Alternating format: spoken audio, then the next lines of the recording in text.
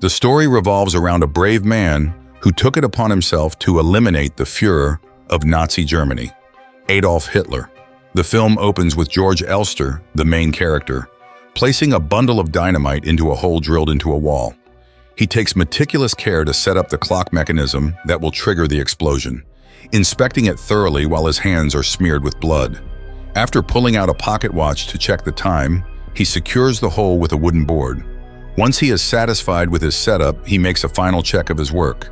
Georg then quickly moves to a large empty hall that is set up with tables. In the hall, there is a podium with a Nazi flag behind it. The scene shifts to Munich on November 8, 1939, where hundreds of Nazi soldiers are assembled in the hall to listen to a speech by their leader, Adolf Hitler. Meanwhile, Georg attempts to cross the German-Swiss border. He takes a pair of wire cutters from his pocket and moves towards the wire fence, but is stopped by the German border guards. Georg claims that he is looking for an old friend who was involved in a folklore society, but his story raises suspicion. The guards take him to the police station where they inspect him. They discover a blueprint of the hall, his passports, wire cutters, and a communist badge on his coat. As a result, Georg is taken into custody by the German authorities. A short time later, the city is rocked by a loud explosion, plunging it into chaos as news spreads about an attempt on their leader's life. Heinrich Müller, the chief of staff for the Imperial Security Directorate, is quickly informed about the attack on the Führer. The secret police are promptly mobilized to investigate the incident. A team of Nazi soldiers is sent to the town of Königsberg to question local residents. They speak with the local party leader, Eberli, and ask him to identify Georg's relatives. Despite Eberli's attempts to explain that they are innocent, the captain insists that they be brought in for questioning. Eberli then introduces each of Georg's relatives, including his former fiancée, Elsa. After gathering everyone, they are taken to Berlin for further interrogation. Later, Neba, the head of the criminal police, along with his team, reviews footage from the scene of the explosion, showing the hall completely destroyed. Georg, now a prisoner, is brought into an interrogation room where torture instruments are laid out on a table. When Heinrich and Neba arrive, Georg does not acknowledge the customary Nazi greeting, instead offers a neutral good afternoon. The officers inform Georg that he is held responsible for the deaths of 7 people, including a waitress. However, Hitler's assassination attempt ultimately failed because he left the hall 13 minutes before the explosion. As the officers inform Georg about the failure of his plot, they notice his evident disappointment. Neba then instructs Georg to remove his pants and reveal his knees, suspecting that the bomb could only have been planted while standing on them. Upon taking off his pants, he has visible bruises on his legs.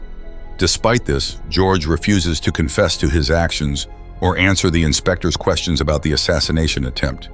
Instead, he remains silent, choosing to hum a nostalgic tune from his past.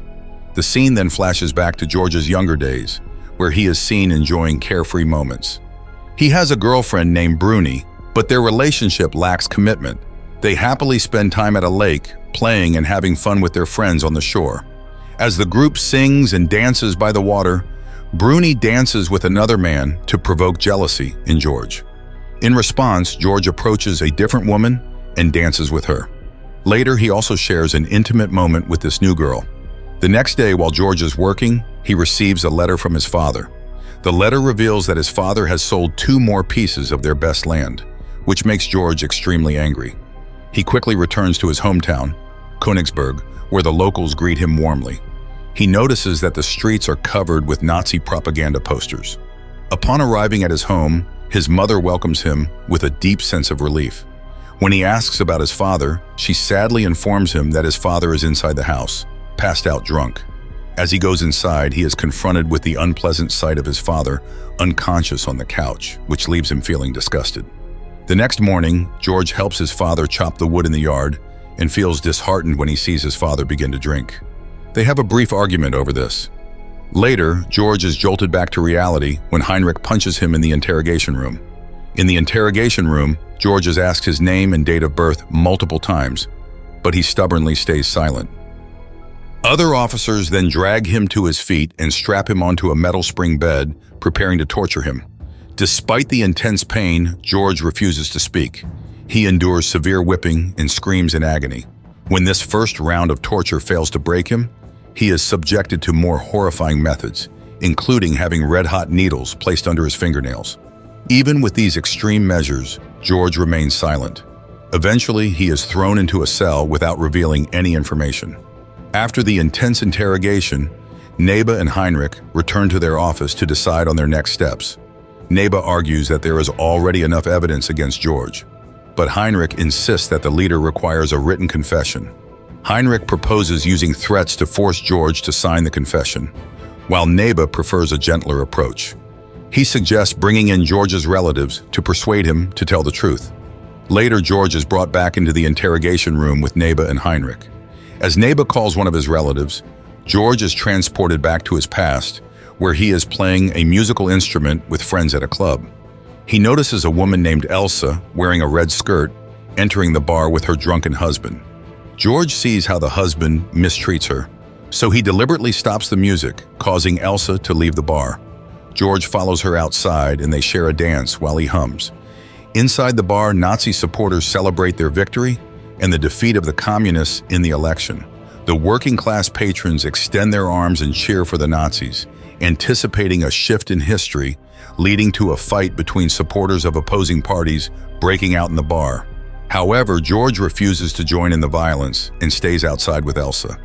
They share a kiss, but their moment is interrupted when George's friends leave the bar with injuries and call him a coward for not joining the fight. In the present, Elsa is brought into the interrogation room and asks George if he is guilty of the accusations against him. Before they can say much, Elsa is quickly taken away by the other officers. George demands to know what will happen to her and where she is being taken. The officers tell him that her fate depends on his confession and says that they will threaten her life unless he admits everything. George is then returned to his cell, where he kneels, folds his hands in prayer, and prays to the Almighty. He knocks on the cell door, asking to be taken back to the officers. In the interrogation room, George asks for assurances about Elsa's safety. The officers dismiss her importance, saying they only care about his confession and will not harm her if he confesses. Desperate to protect Elsa, George begins to confess, admitting that he acted alone. Noticing his willingness to talk, Neba retrieves the red front badge they had taken from him and questions him about it. George explains that although he had the badge, he was never a member of the Communist Party. He only joined for the sense of companionship. The scene flashes back to a time when George and his friends were out at night painting "Workers Vote for the German Communist Party" on a fence with white paint. They are in a hurry to finish their task and do not have enough time to fix a spelling mistake on the fence. As they work quickly, the police suddenly show up, forcing them to leave the job incomplete. George warns his friends about the approaching police, prompting them to quickly flee the scene. He chooses to stay behind and finish the job, while the police pursue his friends. In the present, Neba doubts George's claim of having no connection to the Communist Party. He argues that someone with no political convictions would never attempt to kill Hitler, but George remains firm in his statements.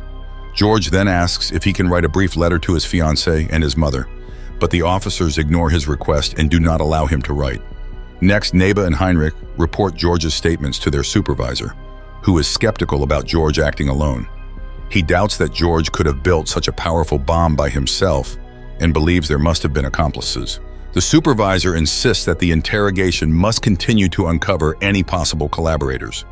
During the next interrogation, the officers press George to reveal who else he is working with. George claims that he received a call from Churchill, who allegedly asked him to build the bomb. He explains that with only 2 telephones in the village, it would have been unwise to call the mayor. Knowing that George's claim is unlikely to be true, Heinrich becomes enraged. He pulls George off his chair and restrains him on the metal spring bed used for torture. As George is subjected to pain, he screams that he can prove his statement if they just give him a pen and paper.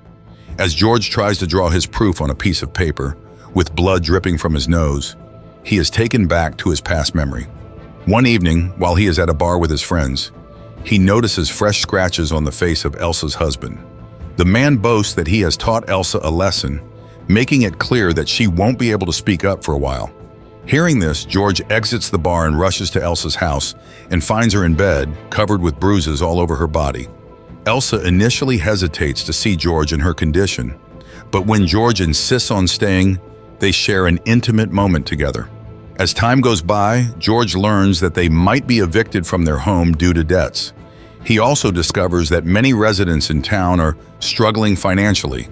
In a conversation with his mother, it becomes clear that George has abandoned his first wife and child, and Elsa's daughter is not actually her husband's child. Despite these complications, George and Elsa's relationship remains unaffected. One morning, as George arrives home, one of his friends asks for his help because the Nazis are rounding up communists. At the same time, the Nazis arrive there and arrest his friend. But they do not take George away, since he is not an official member of the party. This leaves George worried and fearful about what might happen in the days ahead. By 1934, even young children are being exposed to the Nazi propaganda displayed around the city, which is now decorated with Nazi flags. During the Harvest Festival, George and his family go to church. As they walk, George notices his friend and other party members, looking worn out and dirty, being transported to an unknown location. When they arrive in town, they see the entire community celebrating the new regime with extravagant food. There is also a movie screening in honor of the holiday.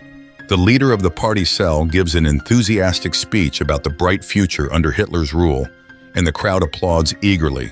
Although George and his family are invited to join the festivities, they decide to go home instead, not wanting to be part of the celebration. George briefly enters the camp to observe the environment but quickly leaves. As he is leaving, Eberly remarks that they are fortunate to still be able to move freely in the village. In the present, George is returned to his cell. Neba comes to visit him, bringing some food.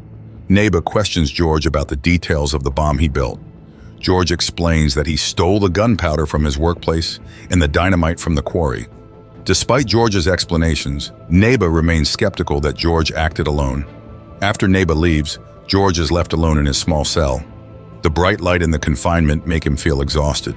As he sits in his cell, he begins to think back to his time with Elsa in his small town. Another flashback takes George to a time when he is enjoying moments with Elsa and her children. They had made plans to live together, hoping to spend more time with each other. Elsa also shares the news of her pregnancy. At the same time, George's own family is evicted, so he starts renting a room in Elsa's house, pretending not to know her. One day, as George is returning home, he sees Nazis publicly humiliating the wife of a local Jewish resident. They force her to walk through the town square with a shameful sign around her neck, displaying her disgrace for everyone to see. This incident deeply troubles George and makes him realize that the situation is deteriorating rapidly.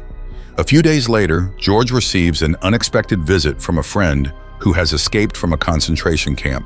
Elsa and George offer their friend food, and he explains that he was released into the city due to good behavior, but he is advised not to contact anyone.